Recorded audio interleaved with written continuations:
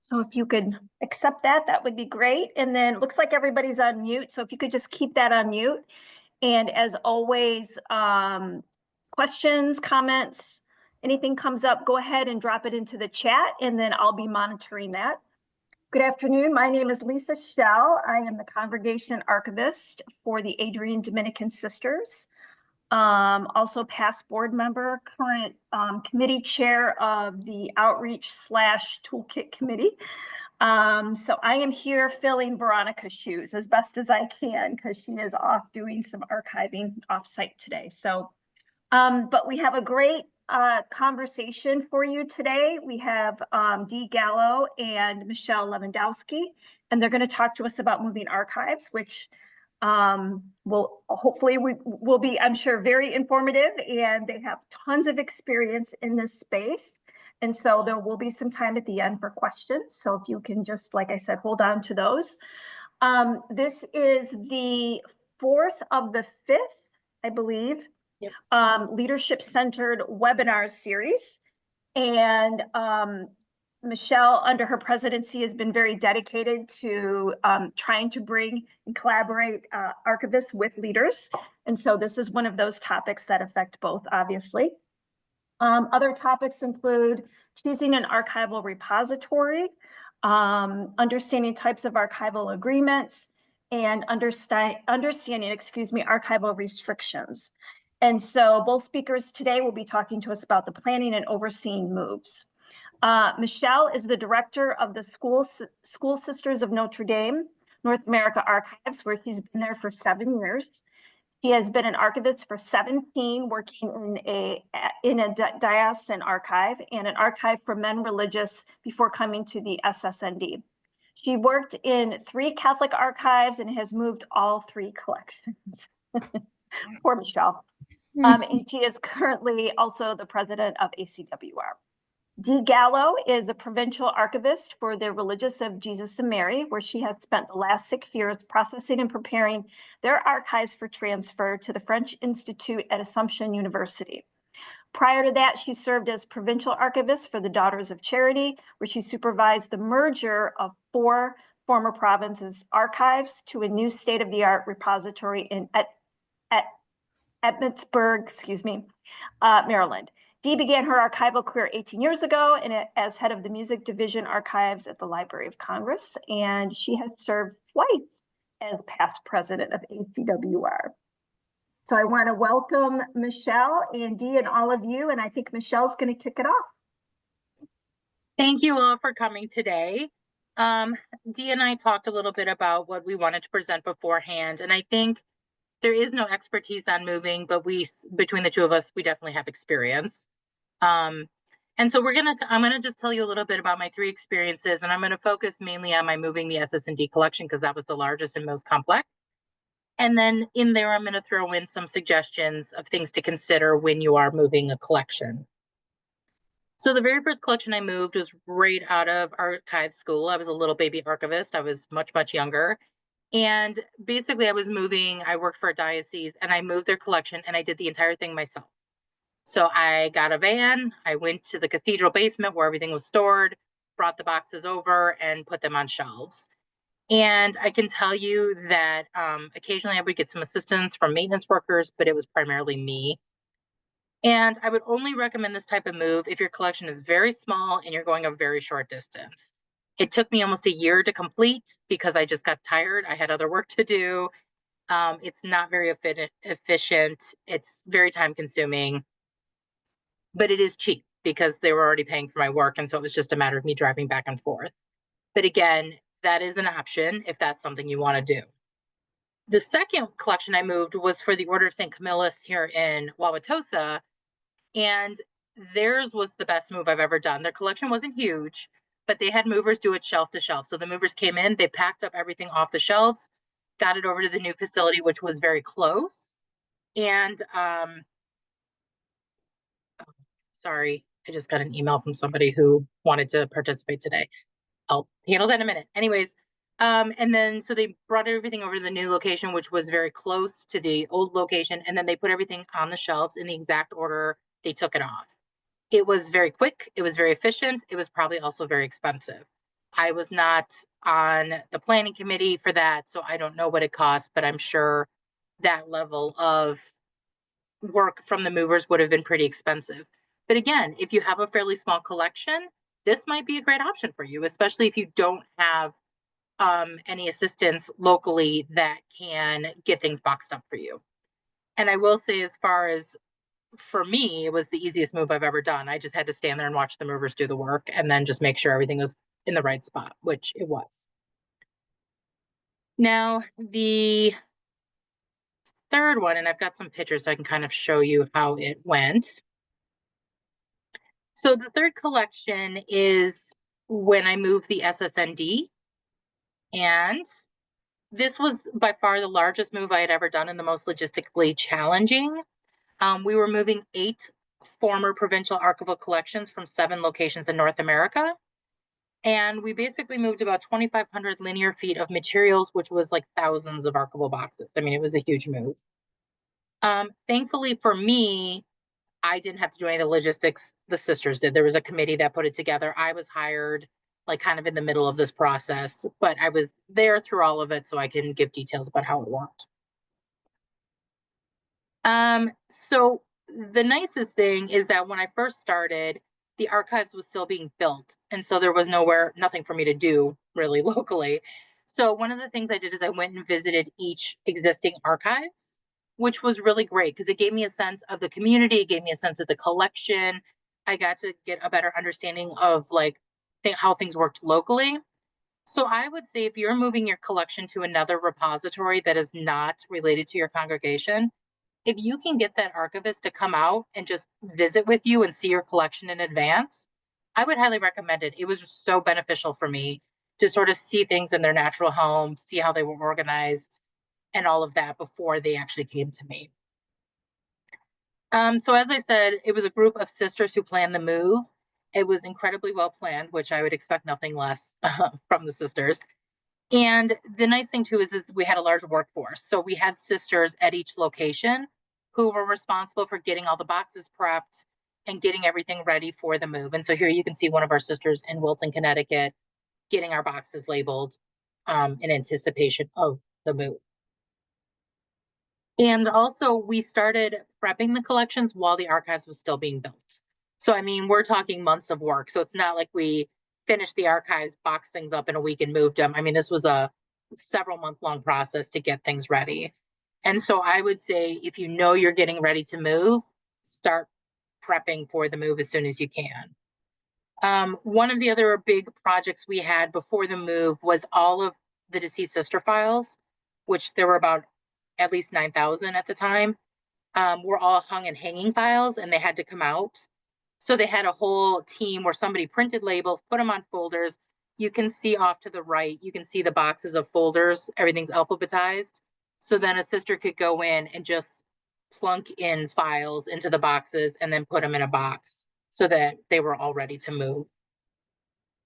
So if you have staff, sisters, anybody that has any ability to assist, it can be a really great workforce to sort of get things prepped and ready to go before you actually needed to move.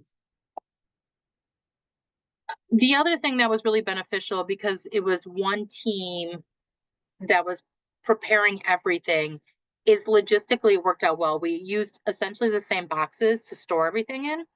So we put our collection is primarily in archival boxes, like Hollinger boxes. And so we put every Hollinger in these larger brown boxes. I think we could fit like 2.5 or 3 per box.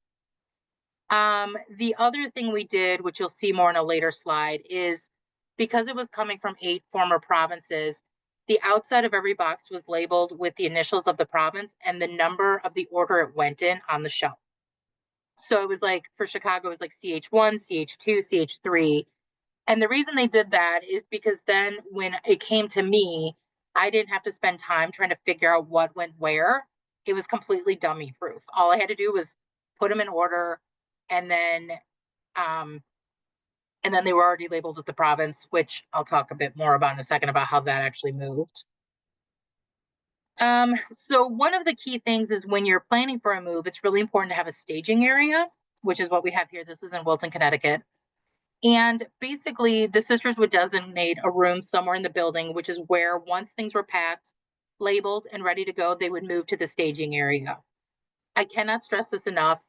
It is really important that you choose a room that is easily accessible for the movers. So when the sisters were figuring out where to stage things, one of the key questions is, was it on the first floor? So you didn't have to deal with elevators. Was it near an easily accessible door for a truck? Because we were using very large moving vans. And could they easily get in and out without creating any chaos within the house? So it's really important to make sure you have a good staging area to get everything ready. So then in terms of the move, so here's one of the trucks coming in. The move itself went pretty easy for a couple reasons. And I'm going to kind of give you some suggestions of things that the sisters did on our end that I thought really were beneficial in terms of cost. Because obviously the renting the truck, hiring the movers is is the biggest cost, really. One of the things they did is, so all those brown boxes you saw, they purchased those in bulk and then they just had them sent out to each facility. So they were purchased from the mover. And so then he got them to each location. So then that way, because we were buying such a huge number of boxes, we got a good price on them. The second thing we did was, because the moves basically came like once a week, once every other week, and there was about 6 weeks in between the very first move and the very last one, we were able to take the boxes from the first move and bring them over to the location near me and reuse them. So then we saved extra money by doubling up and reusing the boxes. And then we saved a bunch afterwards and we used them for later when more things had to move. So if you're moving to like a collaborative archives, for example, maybe consider teaming up with some of the other communities that are going and find a way to share resources to save money. One of the other things, we didn't learn this. I was just talking to the sister who was in charge of the move today. She works with me. And one of the things they didn't know at the time, but they learned later, was they had scheduled the moves for late fall because that was just the time that fit our schedule. But once it was all said and done, we learned that fall was, at least for the movers we used, was a slow period. And so we got an even bigger discount on the move because we were in their slow period. So it helps to ask, if you don't have like a really strict timeline for a move, to just say, when's a good time for you? Like, when is business slower? And if it's like in January and you can manage in January, then do it in January. The other thing we did is we used one mover for the entire move. So we got a mover in Mankato, and it was his team that moved all the collections. Other ways that Mankato, Minnesota. The other ways we made it cheaper is we doubled up shipments. So the very first truck went to Wilton, Connecticut, and then it drove to Baltimore, Maryland and picked up their collection and then came to Milwaukee. So here's what in the insides of the trucks look like. So basically hundreds of boxes would come at me at once. But again, it was very efficient. So like when we had the collection in Mississippi, it stopped in St. Louis and picked up their stuff and then came to Milwaukee. All of this saved time, all of this saved money, and all of this just made it logistically a little easier because, it was just coming in like really regular amounts. The other thing I would say too is that if your community has a relationship with somebody who runs a moving company, reach out to them. That's what the SSND did. They worked with somebody that they had worked with in the past quite a bit and had a good relationship with. And again, it's not like they got like a super cheap discount or anything, but I think he worked with them a lot more than maybe other movers that they didn't have a relationship with might have. So all these things can kind of help make the move smoother and keep prices down. Now, the one thing I will say, this may not be a problem for many of you, but the the move was so well planned. It went off without a hitch. It was completely flawless, except we never planned for what happened when it showed up in Milwaukee. So basically the first load comes and I'm like, uh-oh, how am I going to get all this put away? That was the one thing we didn't think of, is the tail end of things. So basically I strong armed my mother and husband into helping. And then one of the sisters also helped as well. So essentially my mom, husband, and I and sister Vicky put away every single box that came at us, which was an incredibly huge task, but we got it done. Now, if you're moving to another collection, that's not going to be your problem to worry about. So you don't have to worry about it. But again, I would recommend though, if you are sending to a receiving collection, try to make it as foolproof as possible. Obviously, you need to label your boxes with what's inside, with the name of your institution, but then also like maybe putting them, if you have them in a certain order, label them 1, 2, 3, 4, 5, and it makes it easier. We also labeled the outsides of our boxes to reflect the same. So it would say boxes 1 through 4, so that again, we were able to find, okay, this is the first set of boxes we need to put on the shelf. One of the other things we did not have with the move that I would highly recommend for all of you if you're sending to a new location is have a box level inventory go with the collection. The sisters didn't do that. We had a different sort of database that they used, but it would have been really nice to have had a box level inventory, because when all these collections came at me to find things, I had to literally just go search the box titles to find it. So even giving something like that to the receiving institution would be a tremendous help to them. I would also say, I'll get to this in a second. Document the move. It's always nice to have some written records or at least photographs, something to just document that this is happening. So this is what it looked like once we got a whole row done. It was very beautiful and wonderful and exhausting to get it there, but we got it. The other thing I would just sort of stress is you can't plan for everything and things might go awry, and just be prepared for that. We were really lucky that everything went without a hitch, except the only problem we had through the entire move was we had records coming from Canada, and you have to get government permission to get records out of Canada. And we got everything, and I was waiting for the truck to show up and it never showed up. Well, I learned that they went and parked it in Ontario for a week, for we have no idea why. And so it showed up the Wednesday before Thanksgiving, but their largest collection was coming Monday after Thanksgiving. So I'm in like a full-blown panic attack. What am I gonna do? And the funniest part of that story is the driver arrived around noonish, and he was carrying a coffee, and he's like, "Do you mind if I finish this before we get started?" And I'm like in full heaves, like, sure. Like I have to literally get all these boxes off the floor before Monday, but sure, no problem. But we made it work. My husband and I came in over the weekend and we got it taken care of. But so just, you can't plan for everything. And then the last thing I would say is make sure, oh, this picture didn't come out too great, but make sure you acknowledge the move. So this is when it left Wilton, Connecticut. The sisters, the SS&D, have a certain song that they pray over people that are traveling. And so they did that, and they blessed the trucks to make sure that they made it to Milwaukee safely. It's nice to have, in other places they maybe had a prayer service. It's really nice to acknowledge that the collection is moving to a new location. And then also too, on my end, it was great because I was documenting it coming to me and then sharing that with the sisters so that they could see that their collections made it safely. And then again, that is something you could work with the new archivist, again, with building relationships, that they may be willing to share that information with the sisters. So I wanted to keep it short because I knew there might be questions, and I know Dee has a lot to say too, but that's essentially the gist of how we moved. Okay. Okay. Thank you, Michele.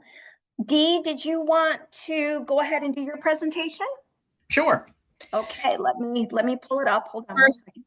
First, I have to say hello to Sister Noreen. Hello. I remember her from Emmitsburg.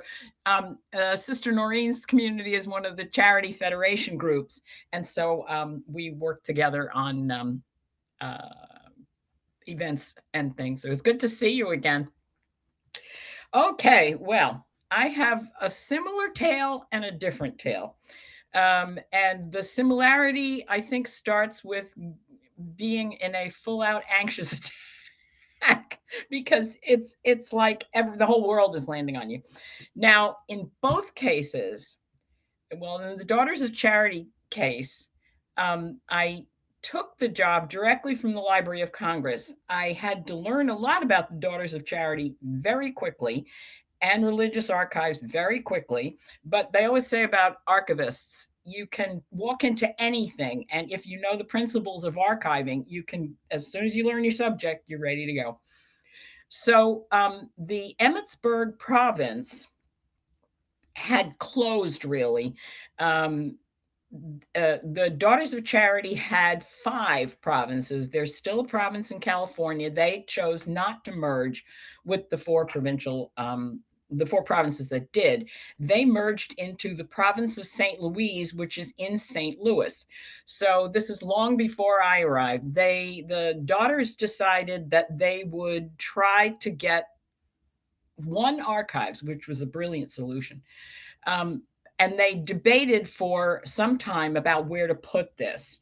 Albany's a pretty small campus. St. Louis probably couldn't have accommodated it. Evansville would have been bigger, but Emmitsburg sort of hit the spot because it's where Elizabeth Ann Seton worked from when she started the Sisters of Charity, and that's how we all wound up with the Sisters of Charity Foundation. Now, so the property is sacred to the daughters in their beginnings under Elizabeth Ann Seton, and then, of course, her houses and such, her schools stay there. So Maryland seemed to be the biggest and best place to go. So they decided to build a very, very, very large new mother house. The old one, which is now FEMA property and may not soon be FEMA property for very longer, but it's a beautiful old building, and it's where St. Joseph's College was. Okay, so they took what had been the new mother house and decided to revamp the whole thing, and Archives was going to get an entire wing. So this was wonderful. So when I landed, I was told that this was going to be the site of this merged archive. And but it hadn't been built yet. Now, the good part is the archivists, who were all great from all 4 of the original archives, had gotten together and had actually mapped out what this place was going to look like. The daughters, for their part, said, if you could have anything you want in the world, imagine somebody walking into your office and saying, picture the archives of your dreams. And they basically said that. So what the 4 archivists before decided to do was to plan out and map what the archives would look like. If you show me my next slide there. Okay, that's part of it. That's part of it. This is part of an entire wing of the Emmitsburg campus. The Emmitsburg campus almost looks like the Pentagon. It's got wings sticking out in all directions. So this was originally F wing, but they put in, you can see they're putting in fire suppressant, not the bad kind, the good kind. They put in the internal side of it, movable shelving. That was what the archivists decided they wanted to have. If they had anything, they wanted movable shelving. So this is what the archives looked like when I took the job. I had to come aboard pretty quickly because if you go to the next one, I was involved, and there I am walking, leading the pack with my hands behind my back and my hard hat. We had to go down occasionally and supervise what was going on. What you see ahead of you is some of the movable shelves. That was the whole archive staff going down, and the workmen were great with us, and they explained what was going to happen, and they asked us, did we want this? Did we want that? What was a beautiful feature of this, and I can only stress, if you do ever have the option of building your own archives, what they did was leave a little bit, almost like a small ditch along the walls. So if there were any flooding, it would automatically go into the ditch and would not be on the floor of the archives. So, these were things that we talked about, and it was really, really a wonderful experience to watch it be built. And that sort of helped me figure out. We had movable shelving where I worked at the Library of Congress. So that was kind of an interesting feature. I was very happy to have that because those things are very hard to move. Okay, next picture. This was the Emmitsburg move. United Van Lines. This is very similar to what Michele was talking about. And the company that moved us was called Fry Wagner. It came from St. Louis. They're a company that deals only in library and archives moves. So again, the daughters spared no expense. They got us a professional archives mover. If you can look in the boxes that are open, you can see some of the archival boxes there. But what they did, and they had a team of about 20 or 30 people to do this, they stopped individually at each one of the archives, except for Emmitsburg. We moved our own archives, and I did that with the help of calling some former people from the Library of Congress who came. And we took carols and boxes, and so they helped me set up the Emmitsburg. But then we had to get the other three in. These people would stop at the archives they were moving, and they would take the boxes directly off the shelf and put them in plastic containers. They labeled them. They knew exactly what was in there and where it was going. So when they rolled in, they would go to an empty range, take the boxes out directly the way they had been placed in, and put them on the shelf. So basically, the order they came in was the order they went up on the shelf. There were no errors, so we actually could just start work, and that was the beauty of it. And I have to say something which was very nice about the daughters and their processing. There were four sisters who were archived long before I got there, and they set up a schema that belonged specifically to their boxes or to their collections.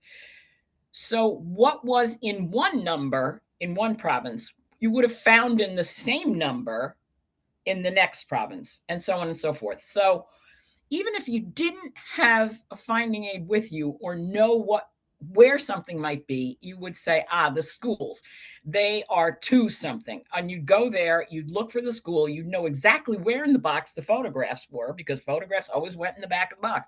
So you could go down blind, if you will, and find things. So it was a really well organized and well processed archives. So that's how they came to us. If you go to the next slide,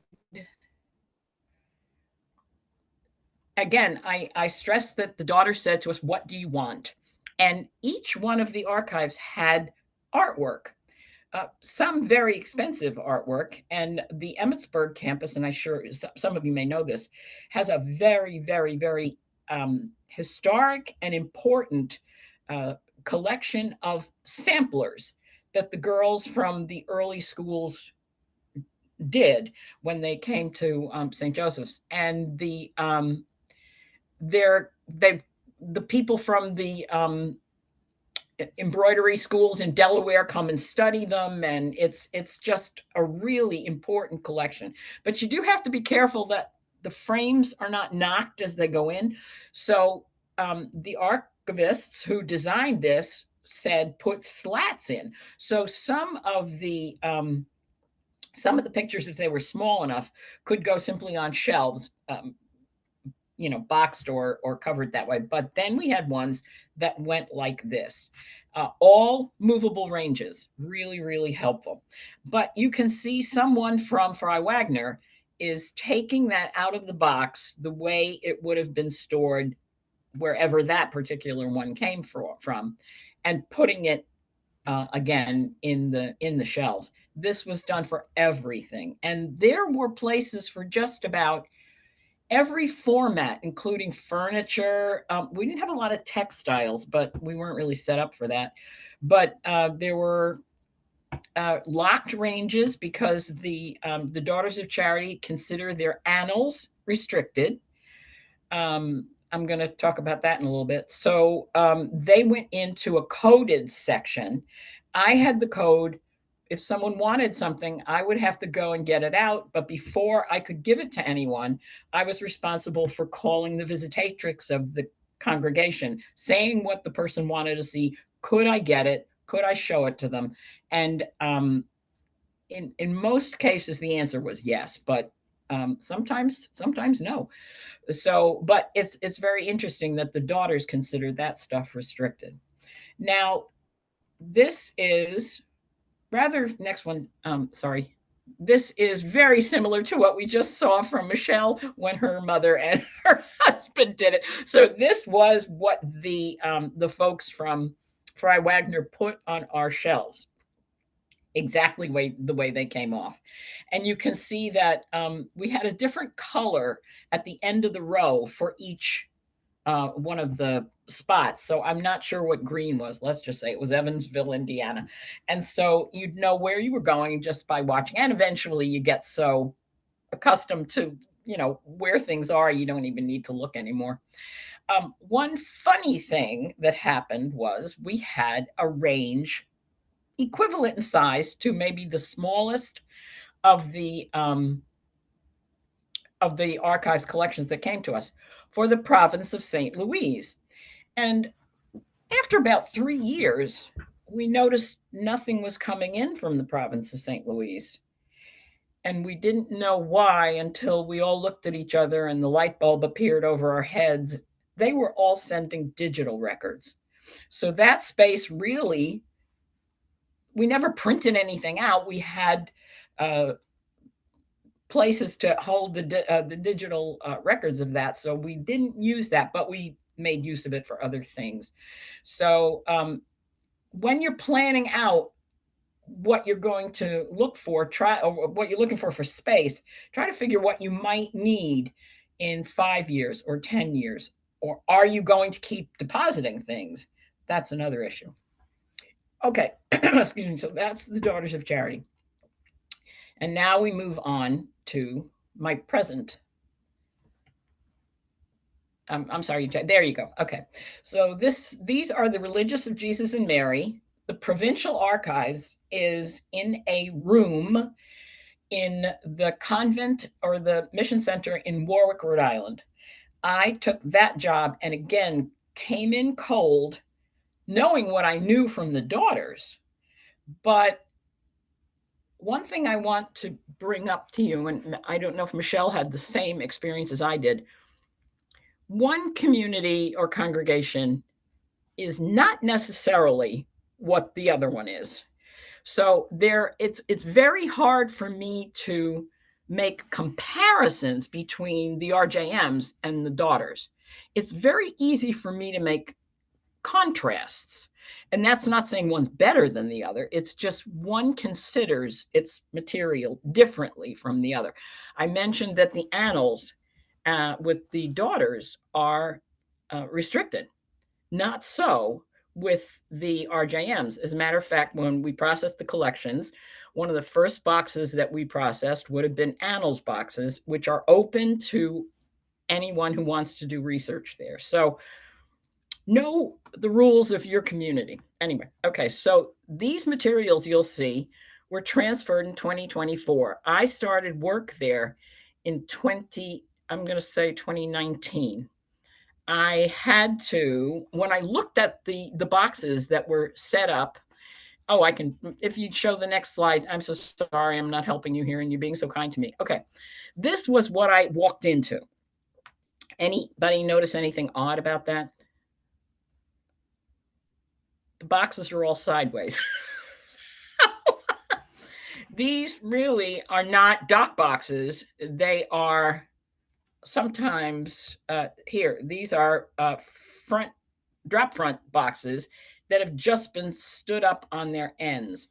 So I was trying not to gasp, and because what happens is if they're not exactly all the same size, and even if they are, the paper's going to bend down or it's going to weigh out something. So I figured, well, okay. But I looked at the size of the room, which was not even probably the size of one of the ranges that I had to work in at Emmitsburg.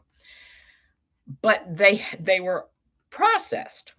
And so I had to figure out what to do to get these boxed correctly, because the idea was to move them to the French Institute at Assumption University. It was Assumption College then, but the reason the French Institute wanted the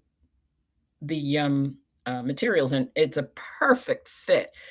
The Religious of Jesus and Mary actually came from Canada to New England to teach the French Canadian immigrant children who had gone there while their parents were working in the mills. So they first went to Fall River, then they went to a lot of mill towns in Rhode Island. And so they, up until, I'm going to say, into the 20th century, some of the materials were sent in French. In the early years of the schools, for example, in Woonsocket, Rhode Island, half the day was taught in English, half the day was taught in French. So I had to brush up on my French, but this was very, very small in comparison to what I was dealing with. So I go in and say, piece of cake, I'll be done with this job in a couple of years. What I didn't know is that up at Assumption, there was what was known as the Closet of Doom that included, there were some boxes that were up on ranges, but other boxes that were boxes of photographs that were not identified. And so I remember going in there with the woman who's the head of the French Institute, or was the head of the French Institute at that time. And we looked at each other and went, when in doubt, throw it out. If we couldn't identify it, or the sisters couldn't help us identify the pictures, we weren't going to save them. So I think you may see the problem here.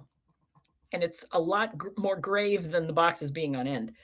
Some of the materials that were up in the Closet of Doom actually belonged to the collections that were in my little room. So I would finish something and think, oh, good, this school is done. And then when we started to bring materials up to the French Institute, and I had the most wonderful mover in the world. My husband still does this. He takes the Nissan Rogue, fills it up with boxes, and everything you see there was brought up either by him or by one of the archivists from Assumption, who came down with a big van and took shelving and what have you. But then we would look around and say, okay, wait a minute, this looks suspiciously like the school of Jeanne d'Arc and, near Arctic, Rhode Island. And yes, it was. So a lot of this required going back in and processing again or inserting things. Hence 6 years of fun work. And then of course we had the pandemic in the middle of it. So I would try to process as much as I could in my apartment here, in my home.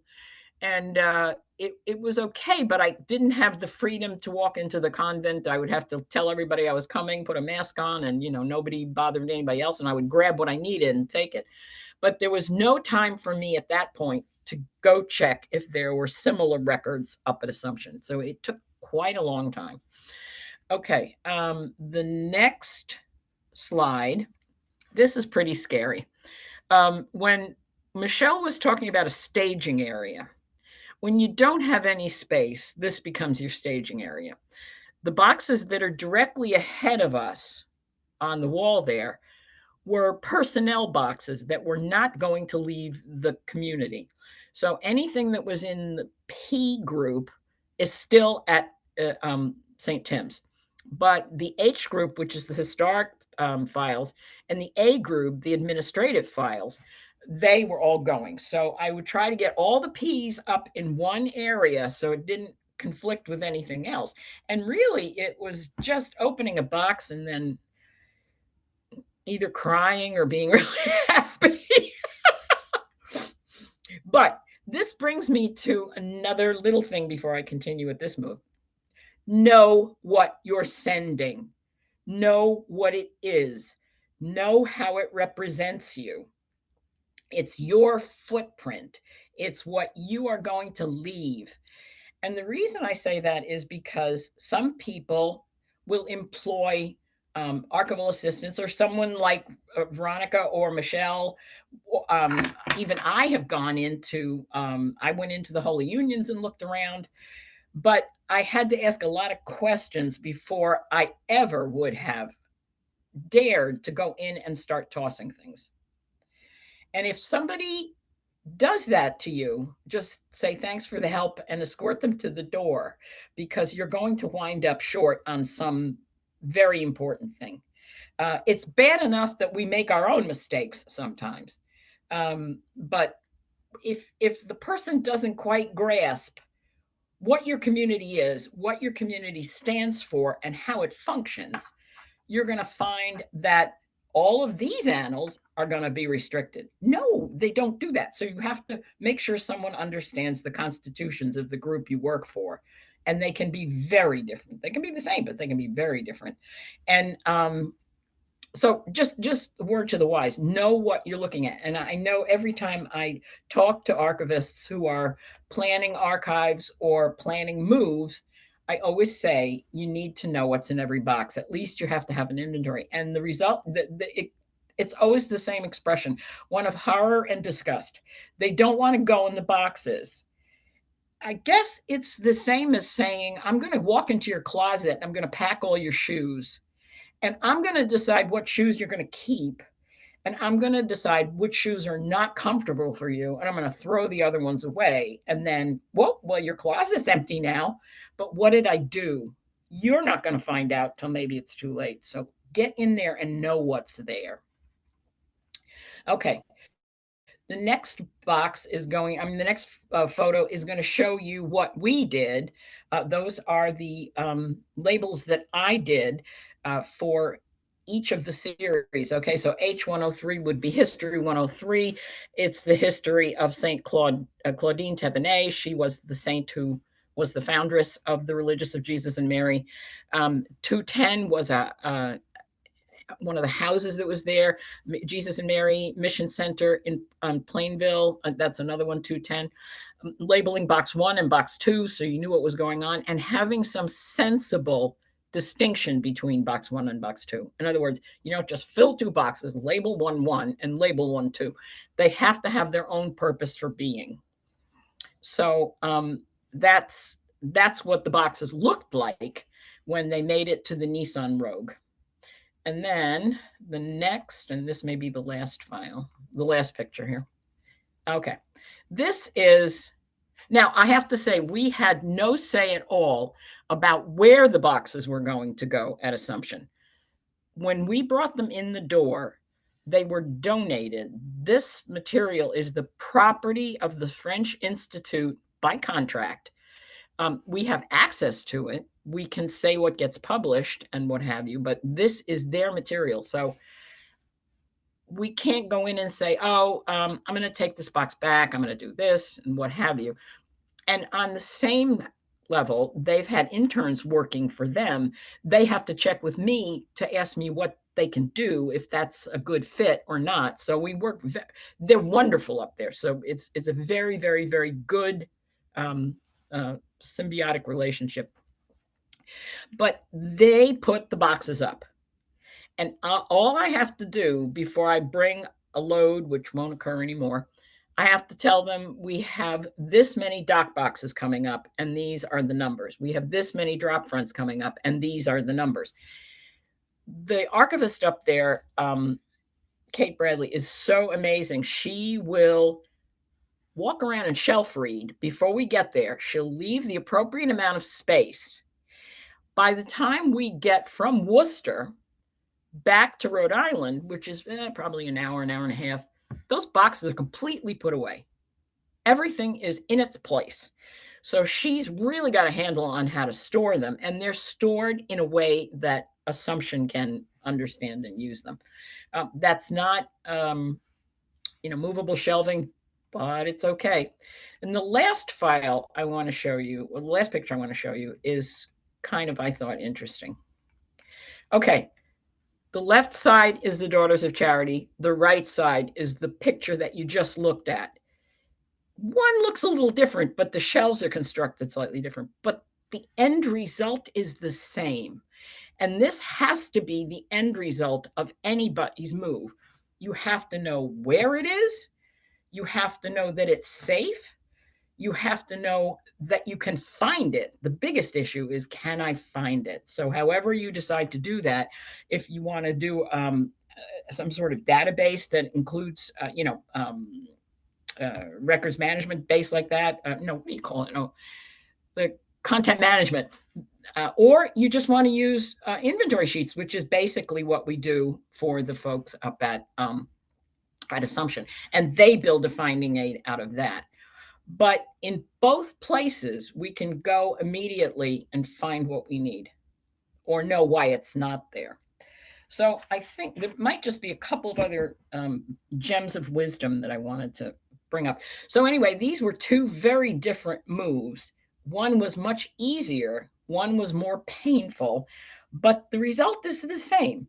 And it should be your materials, wherever you wind up going, should be like this, no matter if you're building your own repository, if you're renting a repository, if you're putting it in one of the joint repositories, your materials need to be alone and need to be in a section where you can find things. Remember that no matter how painful this is, you're the expert. No one else is. We may know more about how to get the boxes from point A to point B, but I don't know any more about what's in your boxes than you do. So you are the person who controls what goes. And that's kind of it, I bet. So I hope that helps you figure out how scary that was. Very much. Okay. Well, we've got a few minutes here. I'd like to open up the floor. So if anybody has any questions, you can go ahead and raise your hand and or put your message in the chat box. Okay, Diane, you're up. I've been involved in some archival moves and they're not always lots of fun, but I had one comment about compact shelving, and I see in both places where you had it, it's powered. And I would recommend, if you can, get manual shelving. Just because we had power shelving here and we had a leak and it fried everything. To replace it and fix it was twice as much as it would have cost to convert it to manual shelving. And I've never had a problem with manual shelving. Yeah, two things. Can I jump in? Two things. Yeah. Anything that's the movable shelving, there's a system that will open it if you lose electricity. So you need a battery backup. And you're right. We had that, but the battery wasn't rechargeable. Oh, well, I can't, you need so to talk to whoever sold you that then, because that's wrong. But it was to retrofit the shelving for a new power system cost twice as much as to just take the power out and put in manual shelving. Okay, that shouldn't have happened to you because the Library of Congress is totally movable shelving, and what we had was a push button, but then the crank was still at the end. And for the daughters, we had a battery pack. So anyway, we could still get in there. Now, as to leaks, there are some I'm sure webinars or ways that you can talk about not having that danger of that happen. And one thing is to keep plastic sheets on top of all of your shelving. If that happens, you drop it as fast as possible. The other thing is never put a shelf next to a wall. That's asking for trouble.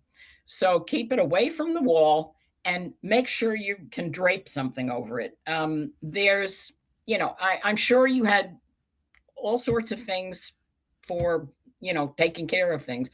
But there are ways that you can make that not happy. And I would have suggested to you that you take the company that sold you the shelves without a reliable system to get it to open, and talk to them sternly with someone from the legal profession. Yeah, well, there was a time period. The problem was the water came from the ceiling because, of course, it was in a basement. There were pipes across the ceiling of the room.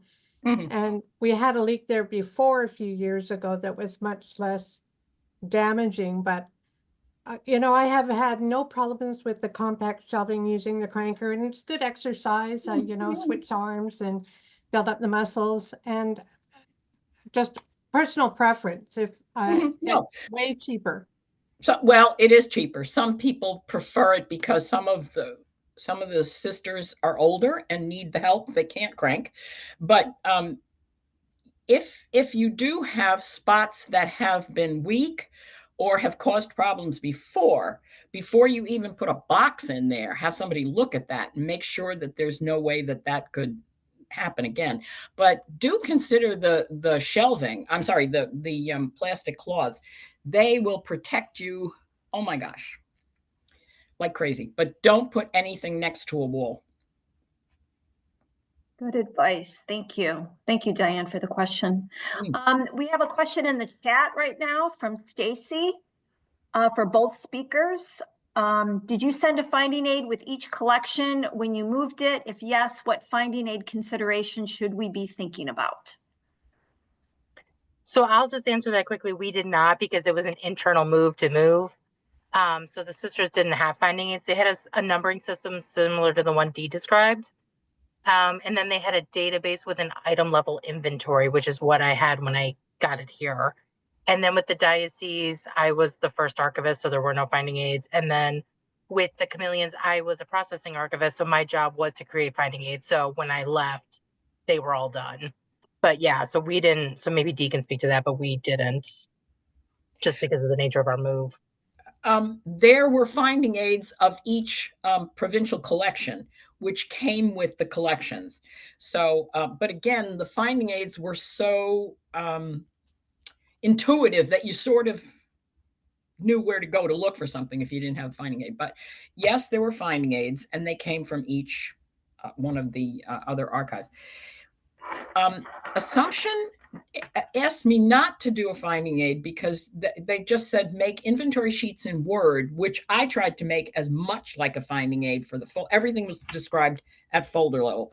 And each box had a brief history of what the house was or what the school was or whatever, and then listed where other materials could be found if there were other boxes. In other words, there was cross-referencing on the sheet.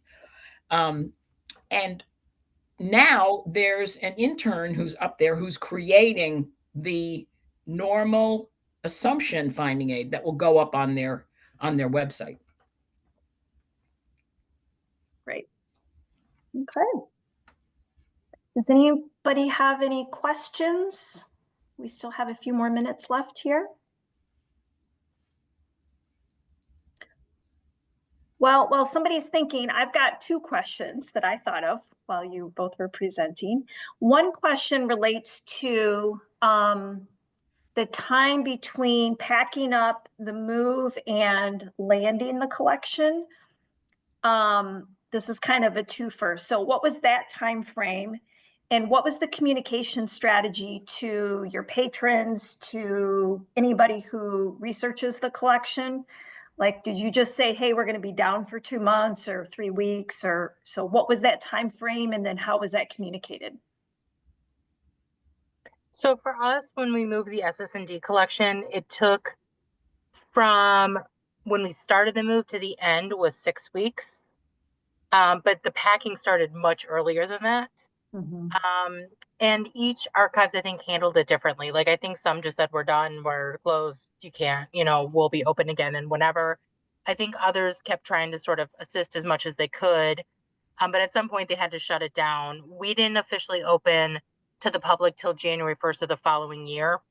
So we had after the move was completed, we had about 5-6 weeks to kind of get ourselves ready before we opened to the public. But the sisters already had things really well organized, so it was pretty easy.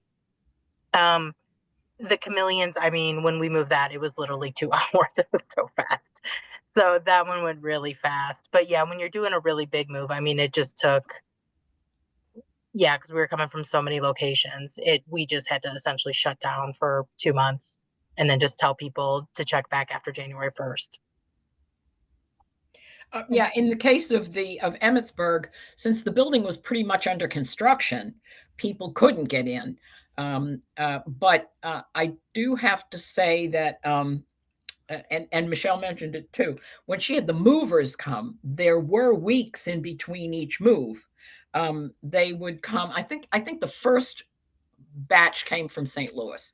So maybe they had 2 or 3 weeks, and we had to get into their schedule as well.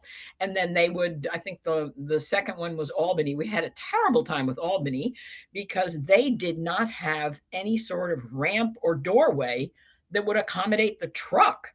And they called me at 7 o'clock at night and said, "We can't do this. We can't get the truck back there." So they did eventually get the truck back there, but it was very, we were on tenterhooks till the very end. But then there was the final maybe 2 weeks or so before Evansville came. And I have to say one thing about Fry Wagner. And I don't think this had anything to do with the sisters knowing anything, but the gentleman who was the manager, supervisor of the whole move, and he did all 4 moves, was a Knight of Columbus. And so he looked at anything that any of the archives did not want anymore, statuary, sacramentals, things that you just didn't throw out the window, you might save or whatever. And he would take them back and he donated them all to schools in St. Louis. So it was really a nice give back for him. And he was just great. And he loved the project because it was Catholic. But anyway, but it wasn't, whatever. Now, this move, we would take a load that would fill the car, and then we wouldn't go back up again until we had another load to fill the car. So it would depend on how fast I could work. Got it. Okay. I'm considering what I'm going to do for my move because our congregation is building a new archive as well, even though ours is just going from one part of the campus to the other. So it's not very far. But what I'm curious to know is I'm looking at like oversized cabinetries, media cabinets, architectural drawing flat cabinets. So I'm curious sort of these anomaly collections that are housed in, kind of legacy ways. Did those make their way over, or did you rebox everything? We actually had space for flats. So Okay. the archivists who designed that place they knew what they had, so they knew how they had to get it up there and what they were going to take, and they just passed it on to the person who designed the archive. And we had places for flats, places for rolled tubes.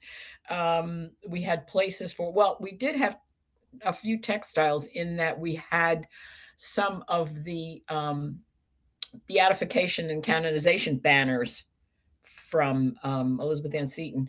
So those were housed properly in boxes that took care of the textiles, and there were places built specially for them on top of the shelving. So you just tell whoever's designing what you need. Are you going to be able to do that, or are they just going to give you a room and say, "Here, put everything in here"?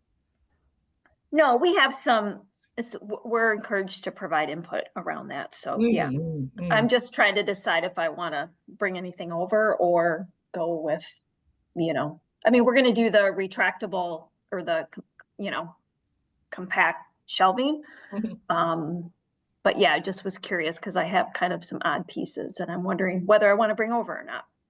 But I would think to the future, because when we moved the SS&D collections, it was only meant to be archival records, no objects. But since then, we have closed a bunch of major campuses and we now have objects, and we don't have the right size shelving to store a lot of these things. So we've really had to manipulate and kind of tweak things, and are sucking up a lot of space for some of these oversized objects because it wasn't even on the radar when they developed the archives, but it has now become a necessity. So I would think to the future, not just the immediate. The other thing I would say is if you can get pull-out shelves, they're a godsend. They're like the best thing I've ever seen in my life.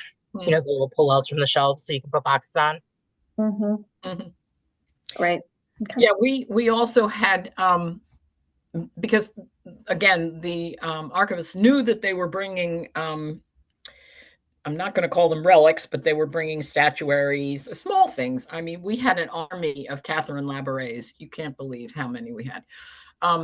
So we had to find some place that was safe until we could, give them away.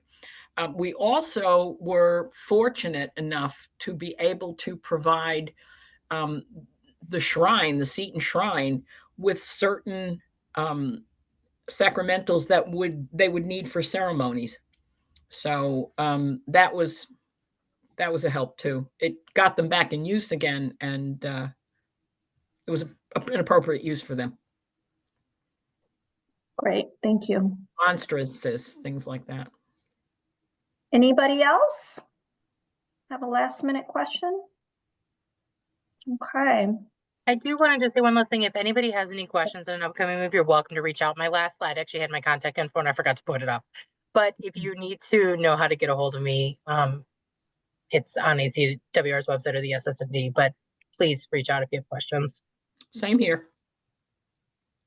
And the last announcement before we sign off, the last of the webinar Leadership Centered series will occur on March 19th from 2 to 3:30 Central Time.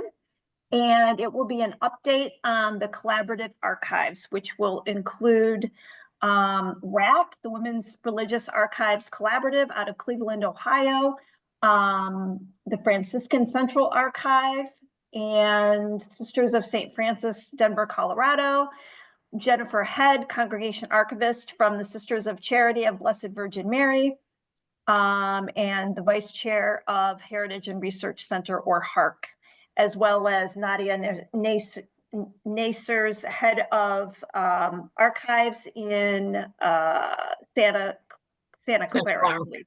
Yep. So it cut off, so I wasn't sure what her affiliation was. So, but so you'll see an email invite on that one and more exciting events, I'm sure, coming out of ACWR for the rest of the year. So thank you, everybody. Have a great day. Thank you.